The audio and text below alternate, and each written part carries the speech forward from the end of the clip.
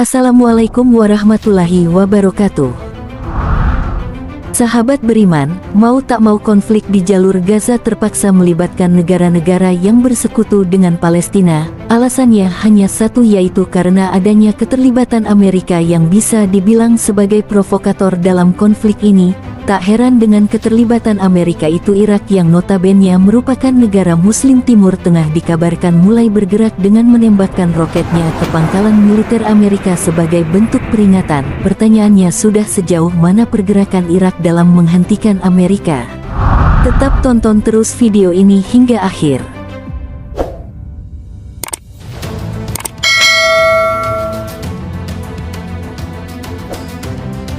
Apabila dilihat dari kacamata sejarah Amerika Serikat berdasarkan sudut pandang Irak, tak lepas dari image musuh penjajah dan pembuat kekacauan. Akan tetapi jika posisinya di balik yang mana negara Irak dilihat berdasarkan sudut pandang Amerika Serikat, maka Irak adalah kawan lama yang sangat sulit untuk dilupakan sebab hubungannya selalu diwarnai dengan pertengkaran. Bisa kalian nilai sendiri, pada tahun 1920 Amerika Serikat untuk pertama kalinya menjalin komunikasi dengan Irak dengan tujuan mengamankan tempat bagi perusahaan-perusahaan Amerika untuk bisa ikut berkiprah di sektor industri minyak seperti yang sedang berkembang di Irak kala itu.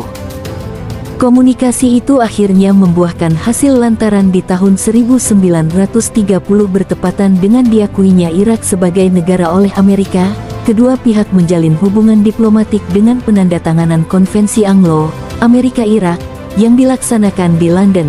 Sayangnya pada tahun 1958 Irak mengalami konflik internal yang cukup parah. Saking parahnya, Abdul Salam Arif yang menjabat sebagai wakil Perdana Menteri ketika itu mencoba untuk membunuh Perdana Menterinya sendiri, yaitu Abdul Karim Qasim. Meski pembunuhan itu gagal, niat Abdul Salam Arif untuk menggulingkan Abdul Karim Qasim dari pucuk kekuasaan tetap tak berubah. Buktinya pada tahun 1963 pasca Abdul Salam Arif bergabung dengan Partai Ba'ath, sang Perdana Menteri Abdul Karim Qasim pun harus turun dari kursi kekuasaannya setelah Partai Ba'ath bersama dengan kalangan masyarakat Kurdi melakukan aksi dan perlawanan terhadapnya. Sejak Partai Ba'ath berkuasa, perekonomian di Irak semakin berkembang dan mengalami kemajuan di berbagai sektor. Ahmad Hasan Al-Bakar menjadi presiden. Partai Ba'ath lebih memprioritaskan anggaran negaranya untuk pembangunan industri dan pertanian, sampai-sampai di bawah kepemimpinannya Irak bahkan melakukan nasionalisasi terhadap perusahaan minyak asing yang bertujuan untuk semakin mempercepat perekonomian di Irak. Nah, dari sejarah singkat tadi dan aturan tentang perminyakan yang ingin dinasionalisasi oleh Partai Ba'ath, Amerika yang sejak tahun 1920 sudah mendapat tempat untuk industri minyak di Irak, tiba-tiba harus memutar otak agar perusahaan minyak bisa tetap berproduksi. Terlebih lagi setelah mengambil alih kekuasaan, Partai Ba'ath semakin memperketat aturan jika ada negara barat atau negara manapun yang ingin menjalin kerja sama dengan Irak. Mirisnya, alih-alih menawarkan rencana yang saling menguntungkan, Amerika justru memilih membuat propaganda untuk melancarkan bisnisnya di tanah orang, mulai dari menyebar informasi jika Partai Ba'ath adalah partai ekstrim hingga mengatakan bahwa Irak di tangan Partai Ba'ath merupakan negara mafia. Pada tahun 2001 propaganda Amerika untuk membangun image buruk bagi Irak semakin menjadi-jadi. Saat itu di masa kepemimpinan Saddam Hussein atau tak lama setelah tragedi tanggal 9 November, Presiden Amerika George W. Bush terbang ke markas PBB sambil membawa agenda upaya penyelamatan dunia, bermodalkan laporan intelijen berjudul A Decade of Lies and Deceit. Bush membongkar semua rahasia Irak di bawah kepemimpinan Saddam Hussein. Entah siapa intelijen yang membuat laporan tersebut, yang jelas di hadapan Dewan PBB, Presiden Amerika yang menjabat dari tahun 2001 sampai 2009 itu, dengan lantangnya membaca isi laporan yang bunyinya kurang lebih seperti ini. Irak memiliki senjata pemusnah massal, dan karenanya dunia harus bergerak, dan Irak harus dihukum. 2 tahun sejak Bush menyebar propagandanya pada tanggal 20 Maret tahun 2003 dengan dukungan dari Inggris serta beberapa pihak lainnya, Amerika akhirnya menginvasi Irak dan target utamanya adalah senjata pemusnah massal Saddam Hussein. Tentu saja karena banyaknya dukungan dan bantuan yang didapatkan oleh Amerika, hanya kurang dari sebulan militer Irak dapat dikalahkan, dan beberapa tahun setelahnya Saddam Hussein dieksekusi mati. Andainya 20 tahun setelah invasi yang menargetkan senjata pemusnah massal Irak itu berlalu, Amerika masih belum juga mendapatkan apa yang Bush fitnahkan kepada Saddam Hussein di tahun 2001 itu.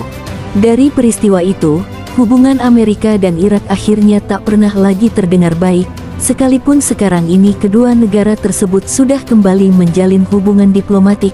Namun, Irak tak akan pernah lupa saat Amerika membuat warga Irak menyaksikan berbagai serangan mematikan dan ledakan bom yang terjadi hampir setiap hari, yang mengakibatkan Irak menjadi kuburan terbesar. Tak heran setelah pecahnya konflik Hamas dan Israel, pemerintah Irak sudah tahu apa yang mereka harus lakukan untuk membantu Hamas dan warga Palestina. Menurut pemberitaan yang beredar di media, sebagai bentuk dukungan Irak terhadap perlawanan Hamas di Palestina, Irak dikabarkan menyerang Amerika Serikat dengan menerbangkan sejumlah roket dan drone yang diarahkan ke ladang minyak Amerika di Deir ez-Zor dan 2 pangkalan militernya di Suriah. Akibat dari serangan itu, Amerika mengalami kerugian yang cukup besar. Serangan tersebut dilancarkan pada tanggal 11 November beberapa saat pasca Gedung Putih memberi peringatan kepada Irak agar tak terlibat dalam konflik di jalur Gaza. Namun alih-alih mematuhi peringatan itu, Irak justru tetap melancarkan serangan. Alasannya selain karena tanggapan atas kejahatan Zionis, serangan itu juga merupakan peringatan kepada Amerika agar tak ikut membantu Zionis. Memang tak bisa dipungkiri terlepas dari ada atau tidak adanya niat untuk membalaskan dendam kepada Amerika, Irak adalah negara muslim yang mau tak mau harus mendukung kemerdekaan warga Palestina bagaimanapun caranya. Tak ketinggalan, pasukan mobilisasi populer Irak yang masih terafiliasi dengan kelompok militan Iran seperti halnya Hamas, juga telah mengumumkan dukungan penuh terhadap perlawanan pejuang Palestina di Gaza. Sebenarnya serangan ke ladang minyak Amerika bukan kali pertama dihantam oleh roket Irak. Dikutip dari CNBC, pada tahun 2023 roket Irak menyerang area ladang minyak Irak di Basra.